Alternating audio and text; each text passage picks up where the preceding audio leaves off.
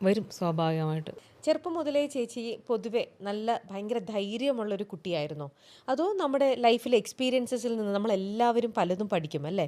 ആ എക്സ്പീരിയൻസിൽ നിന്നും പഠിച്ച് അങ്ങനെ ആർജിച്ചെടുത്ത ഒരു ധൈര്യമാണോ നിഷ സാരംഗ് എന്ന് പറഞ്ഞ വ്യക്തിക്കുള്ളത്? എനിക്ക് ധൈര്യമൊന്നും ഉണ്ടായിരുന്നില്ല. ചെറുപ്പത്തിലെ ഞാനിങ്ങനെ വന്ന ടൈമിലൊക്കെ എല്ലാവർക്കും അറിയാവുന്ന കാര്യം. എൻ്റെ കൂടെ ആദ്യം വർക്ക് ചെയ്തിരുന്ന എല്ലാവർക്കും അറിയാം. എനിക്ക് വേണ്ടി എന്തെങ്കിലും കാര്യങ്ങൾ ഉണ്ടെങ്കിൽ പോലും എനിക്ക് വേണ്ടി സംസാരിക്കുന്ന വേറെ ആരെങ്കിലും ആയിരിക്കും. ഞാൻ മിണ്ടില്ല. പോട്ടെ കുഴപ്പമില്ല എന്ന് പറയുന്ന ആളാണ് ഞാൻ. ഞാൻ അതിലേക്കൊന്നും കടക്കുന്നില്ല. ഇപ്പം നമുക്ക് സോഷ്യൽ മീഡിയയിലൂടെ ഇതിന് ചേച്ചിക്ക് എഗെയിൻസ്റ്റ് ആയിട്ടും ചേച്ചി ഇതായിട്ടൊക്കെ പലരും ഇപ്പോൾ പലതും വന്ന് സംസാരിച്ച് പോകുന്നുണ്ട്. ആ പ്രശ്നങ്ങൾ എന്തോ അതവിടെ നിൽക്കട്ടെ. നമുക്ക് ആ പ്രശ്നങ്ങളിലേക്കൊന്നും ഞാൻ കടക്കുന്നില്ല. അതവിടെ നിൽക്കട്ടെ. ചേച്ചി നമ്മുടെ ഇപ്പം എൻ്റെ കുടുംബത്തിലാണെങ്കിലും ചേച്ചിയുടെ കുടുംബത്തിലൊക്കെ ആണെങ്കിലും അഭിപ്രായ വ്യത്യാസങ്ങളും എല്ലാവരുടെയും വീട്ടിൽ നടക്കുന്ന ഒരു കാര്യമാണ്. ഇപ്പോൾ ഈ ഒരു സെറ്റിലാണെങ്കിൽ പോലും നിങ്ങളുടെ ആർട്ടിസ്റ്റുകളുടെ ഇടയിൽ നടക്കുന്ന അഭിപ്രായ വ്യത്യാസങ്ങളിൽ എപ്പോഴും നമ്മുടെ കുടുംബത്തിലാണെങ്കിൽ പോലും അതെപ്പോഴും വലിയ ആൾക്കാർ തമ്മിലുള്ള അഭിപ്രായ വ്യത്യാസങ്ങൾ കുഞ്ഞുങ്ങളെയാണ് കൂടുതലും എഫക്റ്റ് ചെയ്യുന്നുണ്ടാവുക. അവർക്ക് കാര്യത്തിൻ്റെ ഗൗരവമൊന്നും ശരിക്കും മനസ്സിലാവില്ല. അവരെ അത് വല്ലാണ്ട് വിഷമിപ്പിക്കും അല്ലേ? ഈ പറയുന്ന പോലെ ഈ ലൊക്കേഷനിലാണെങ്കിലും നിങ്ങൾ ആർട്ടിസ്റ്റുകൾ തമ്മിലുള്ള അഭിപ്രായ വ്യത്യാസങ്ങൾ ഈ സെറ്റിലും കുറച്ച് കുട്ടികളുണ്ട്. അവരെ ഇത് ഏതെങ്കിലും ഒരു അർത്ഥത്തിൽ ബാധിച്ചിട്ടുണ്ടാവുമോ? പിന്നെ ബാധിച്ചിട്ടുണ്ടാവും. അവരുടെ മനസ്സിലൊക്കെ ഉണ്ടാവുമല്ലോ. നമ്മളില്ലാത്തപ്പോൾ ഒരു വിഷമം അവർക്ക് എന്തായാലും ഉണ്ടാവും. അപ്പോൾ അത് നമ്മളിപ്പോൾ അത് ചിന്തിച്ചാൽ വിഷമം നമുക്കും ഉണ്ട്. ഇല്ല എന്നില്ല പറയാൻ പറ്റുമോ? നമുക്കും വിഷമമുണ്ട്. പക്ഷേ അൾട്ടിമേറ്റ് നമുക്ക് ജീവിക്കണം, അന്നം വേണം, ജോലി എടുക്കണം അല്ലേ? തൊഴിൽ ചെയ്യാണ്ട് നമുക്ക് എന്തായാലും കാശ് കിട്ടില്ല. തൊഴിൽ ചെയ്ത് പറഞ്ഞ പോലെ കഴിഞ്ഞ ദിവസം ഏതൊരു യൂട്യൂബർ പറഞ്ഞതാണ്, ഇവർക്കൊക്കെ വേറെ വല്ല പാത്രം കഴുകാനും പോയിക്കൂടെ, അല്ലെങ്കിൽ വേറെ എന്തെങ്കിലും എന്താണ് ഹോട്ടലോ വല്ലതുമായിട്ട് ജീവിച്ചൂടെ എന്നൊക്കെ അവർ പറഞ്ഞിട്ടുണ്ടായിരുന്നു. അപ്പോൾ പുള്ളി പറഞ്ഞ പോലെ എന്തെങ്കിലുമൊക്കെ ജോലി ചെയ്ത് ജീവിക്കണം. ഒരു വഴി ഒരു ഡോർ അടച്ചു എന്ന് വെച്ചിട്ട് എല്ലാം ഇതാവില്ല. അതാണ് എനിക്ക് മറ്റേ സൈഡിൽ അതാണ് നമുക്ക് വേണ്ടി അതെ പുള്ളി ഇങ്ങനത്തെ യൂട്യൂബർമാർ പറയണ കേൾക്കുമ്പോഴേ നമുക്ക് ചിരി വരും സത്യം പറഞ്ഞാൽ, ഇല്ലേ? ശരിക്കും ഇപ്പോൾ ഒരു സ്ഥലത്ത് നമ്മൾ ചെയ്തില്ലെങ്കിൽ അടുത്ത സ്ഥലത്ത് ഞാൻ അവിടെ നിന്ന് പോയിട്ട് ഞാൻ ഇത്രയും ദിവസം ഇല്ല കേട്ടോ, ഇപ്പോൾ ഒരു മാസം ഹോസ്പിറ്റലിൽ അഡ്മിറ്റും ഒരു മാസത്തോളം ഹോസ്പിറ്റലിൽ അഡ്മിറ്റ് ആയിരുന്നു. അതിനുശേഷം റെസ്റ്റിലുമായിരുന്നു. കാരണം ഒരു മാസം ബെഡ് റെസ്റ്റ് വേണമായിരുന്നു. എഴുന്നേറ്റ് ജസ്റ്റ് നമുക്ക് നമ്മളെ പ്രാഥമിക കാര്യങ്ങൾ നിർവഹിക്കാനേ പറ്റുള്ളായിരുന്നു. ബെഡ് റെസ്റ്റ് ആയിരുന്നു. അതിനുശേഷം എണീറ്റ് ഇപ്പോൾ പുറത്തേക്ക് വന്നു തുടങ്ങി. പിന്നെ അതിനു മുന്നേ ഫസ്റ്റ് അവിടെ നിന്ന് ഇറങ്ങിയതിന് ശേഷം കുറച്ച് ദിവസം ഡെഡായിപ്പോയി, ഞാൻ മൊത്തത്തിൽ ഇതായിപ്പോയായിരുന്നു ഞാൻ. അപ്പോൾ അത് ഒരു 1.5 മാസത്തോളം കൗൺസിലിങ്ങും കാര്യങ്ങളൊക്കെ ആയിരുന്നു. അപ്പോൾ അത് ഡിപ്രഷനിലേക്ക് പോയായിരുന്നു. അപ്പോൾ അത് കഴിഞ്ഞിട്ട് പിന്നെ എനിക്ക് ഒരു 4-5 പടം ചെയ്യാനുണ്ടായിരുന്നു. അപ്പോൾ എല്ലാത്തിൻ്റെ രണ്ടെണ്ണത്തിൻ്റെ ബാലൻസ് ഉണ്ടായിരുന്നു, നേരത്തെ ചെയ്തതിൻ്റെ ബാലൻസ്. അപ്പോൾ എനിക്ക് ഇങ്ങനത്തെ ഒരു അവസ്ഥ കൊണ്ട് അത് ചെയ്യാനും പറ്റിയില്ല. അപ്പോൾ അതുകൊണ്ട് അത് പിന്നെ തുടങ്ങി, അത് ഞാൻ ചെയ്തു തീർത്തു. പിന്നെ ഒരു 3 പടം വേറെ പുതിയത് 3 ഫിലിം ചെയ്യാനുണ്ടായിരുന്നു. അതിന് ശേഷം ആ 3 ടപ്പേന്ന് എന്ന് വെച്ചാൽ അടുപ്പിച്ചടുപ്പിച്ച് തന്നെ ഒരു ഡേറ്റും വെച്ചു.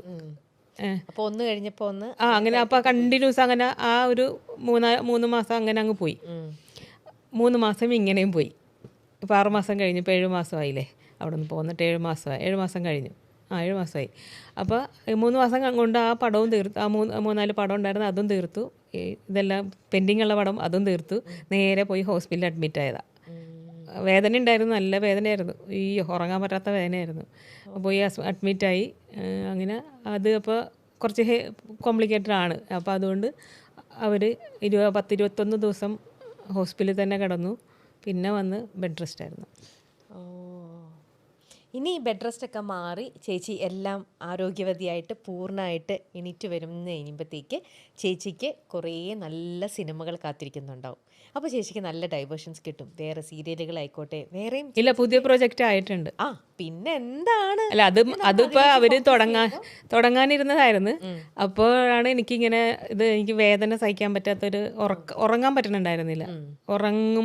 കിടക്കുമ്പോഴാണ് വേദന, അല്ലാണ്ട് എനിക്ക് നിൽക്കുമ്പോഴൊന്നും വലിയ കുഴപ്പമുണ്ടായിരുന്നില്ല. കിടക്കുമ്പോഴാണ് വേദന ഹെവി.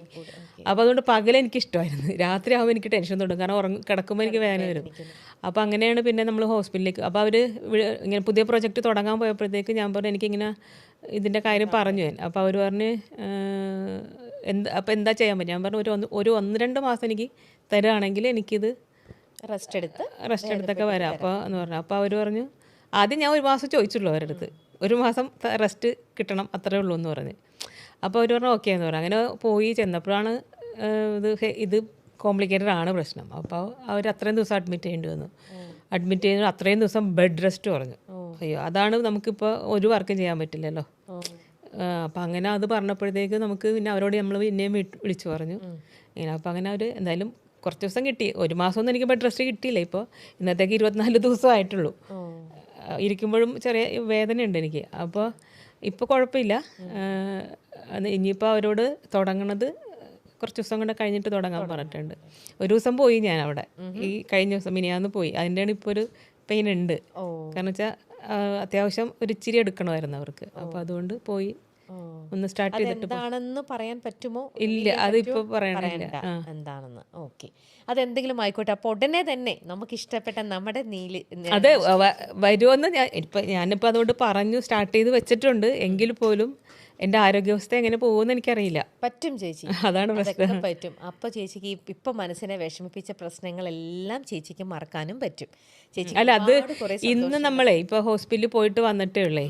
അപ്പോൾ ഡോക്ടർ പറഞ്ഞത് ഇന്ന് പെയിൻ ഉണ്ടായിരുന്നു, ഇന്നലെയും പെയിൻ ഉണ്ടായിരുന്നു. അപ്പോൾ അതുകൊണ്ട് ഇനിയിപ്പോൾ ഒരു 21 ഡേയ്സ് കൂടെ കഴിഞ്ഞിട്ട് ഒന്നും കൂടെ ഇതുണ്ട്, ഒരു പ്രൊസീജിയറും കൂടെ ഉണ്ട്.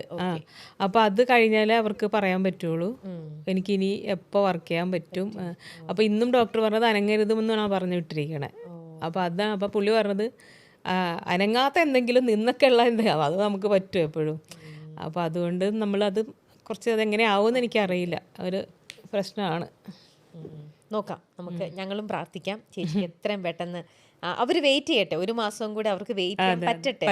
അതെന്തുമായിക്കോട്ടെ, അവർക്ക് നിശ്ചയിച്ച് തന്നെ വേണം എന്നുള്ള രീതിയിൽ തന്നെ പോട്ടെ. അവർ 1 മാസം കൂടെ വെയിറ്റ് ചെയ്തിട്ട് ചേച്ചി കംപ്ലീറ്റ് ആയിട്ട് ഫുൾ ഫ്രഷ് ആയിട്ട് നന്നായിട്ട് ചേച്ചിക്ക് ആ പ്രൊജക്റ്റിൽ ഫുൾ കോൺസെൻട്രേറ്റ് ചെയ്യാൻ പറ്റട്ടെ. അപ്പോൾ അത് ചെയ്യാം. അപ്പോൾ നമുക്കറിയാം അതെന്താണ് ചേച്ചി ചെയ്യുന്ന ആ ഒരു പ്രൊജക്റ്റ് എന്നുള്ളത്. നമ്മൾ ഏത് സ്ഥലത്താണെങ്കിലും ജോലി ചെയ്യാൻ ചെന്ന് കഴിയുമ്പോൾ നമ്മൾ അവിടുത്തെ ആൾക്കാരൊക്കെ ആയിട്ട് പഴകി അവരൊക്കെ ആയിട്ട് അടുത്ത് കഴിയുമ്പം നമ്മൾ പ്രൊഫഷണൽ ആയിട്ടുള്ള റിലേഷൻ മാത്രമായിരിക്കില്ല അവരായിട്ട് കീപ്പ് ചെയ്യുക. നമ്മൾ അവരായിട്ട് നമ്മൾ അടുക്കും, നമ്മുടെ വീട്ടിലേക്ക് അവരെ കൊണ്ടുപോകും, അവരുടെ വീട്ടിലേക്ക് നമ്മൾ പോകും.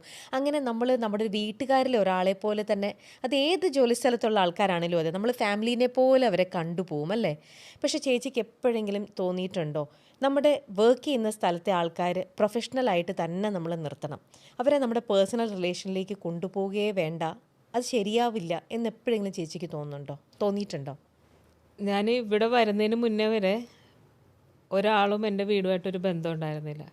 വർക്ക് ചെയ്യുക, വീട്ടിൽ പോവുക, വീട്ടിലെ കാര്യങ്ങൾ നോക്കുക, വീടും വർക്കും തമ്മിൽ, വീട്ടിലെ വർക്കിന് പോകുന്ന ആൾക്കാരോ വീടും തമ്മിൽ ഒരു കണക്ഷൻ ഉണ്ടായിരുന്നില്ല.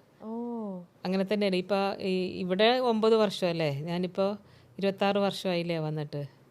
ഈ 26 വർഷത്തിൽ ഇത് ചെയ്യുന്നതിന് മുന്നേ വരെ, ഈ പ്രോഗ്രാം ചെയ്യുന്നതിന് മുന്നേ വരെ, ഈ 9 വർഷത്തിന് ബാക്ക് എൻ്റെ വീട്ടിലേക്ക് ആരെയും ഞാൻ വിളിക്കാറില്ല, ഞാനും പോകാറില്ല, ആരുമായിട്ടൊരു ബന്ധവുമില്ല. വീട്ടുകാരും എൻ്റെ പ്രൊഫഷണൽ ആൾക്കാരുമായിട്ട് ഒരു കണക്ഷൻ ഉണ്ടായിരുന്നില്ല.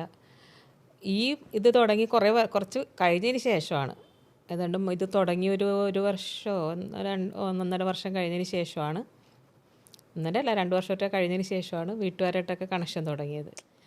അപ്പോൾ അതിന് ശേഷം എല്ലാവരുമായിട്ട് പിന്നെ കുട്ടികളൊക്കെ ലൊക്കേഷനിൽ വരും, അങ്ങനെ ഇവരുമായിട്ട് അടുത്തു. അങ്ങനെ അവരുടെ ഫാമിലിയൊക്കെ നമ്മളെ വീട്ടിൽ വരാറുണ്ട്, അവരുടെ റിലേറ്റീവ്സും ഫാമിലി അവരും ഒക്കെ വന്നിട്ടുണ്ട്.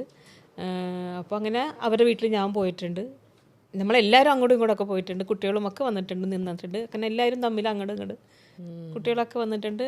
അപ്പോൾ അതുകൊണ്ട് എല്ലാവരും ആയിട്ട് നല്ല ബന്ധമായിട്ടുണ്ട്. പക്ഷെ അതിനൊന്നും കുഴപ്പമൊന്നുമില്ല. പക്ഷേ എനിക്ക് തോന്നുന്നു എപ്പോഴും നമ്മൾ പ്രൊഫഷൻ വേറെ ഫാമിലി വേറെ ആകുന്നതാണ് എപ്പോഴും നല്ലതെന്ന് എനിക്കിപ്പോൾ തോന്നുന്നുണ്ട്. അത് തന്നെയാണ് നല്ലത്. നമ്മളെപ്പോഴും നമ്മളെ വീടും പ്രൊഫഷനായിട്ട് ബന്ധം വെക്കുന്നോണ്ട് കുഴപ്പമില്ല. പക്ഷെ നമ്മളത് ഒരു സ്വാതന്ത്ര്യം, അത് എല്ലാത്തിനും ഒരു ലിമിറ്റ് നല്ലതാണ് എപ്പോഴും. ഓക്കെ, ഇപ്പം ഇതൊക്കെ പറഞ്ഞപ്പം ചോദിക്കുക, കുട്ടികളുടെ കാര്യമൊക്കെ പറഞ്ഞപ്പം ഏറ്റവും കൂടുതൽ അത് പറയാണ്ടിരിക്കാൻ പറ്റില്ലാത്ത പാർക്കുട്ടിയുടെ കാര്യമാണ്. പാർക്കുട്ടിയും ചേച്ചിയും തമ്മിൽ എത്രയോ നല്ല ബന്ധവും അടുപ്പമാണ്. അപ്പോൾ ഒരു പക്ഷേ ഇനിയിപ്പോൾ ചേച്ചി പോയില്ലെങ്കിൽ പാർക്കുട്ടിക്ക് ചേച്ചിനെ ഒരുപാട് മിസ് ചെയ്യുന്നുണ്ടാവും അല്ലേ? ഇടാം നമുക്ക്. എനിക്ക് അതൊക്കെ ഒരു പ്രശ്നമുണ്ട്, അതുകൊണ്ട് അത് നമുക്ക് അങ്ങനത്തെ വിഷയങ്ങളെ എന്നെ അതിൽ നിന്നൊക്കെ മാറ്റി നിർത്തിയേക്കുക. ഓക്കെ ഈ എന്താണ് ഓക്കെ, നമുക്കതെല്ലാം വിടാം.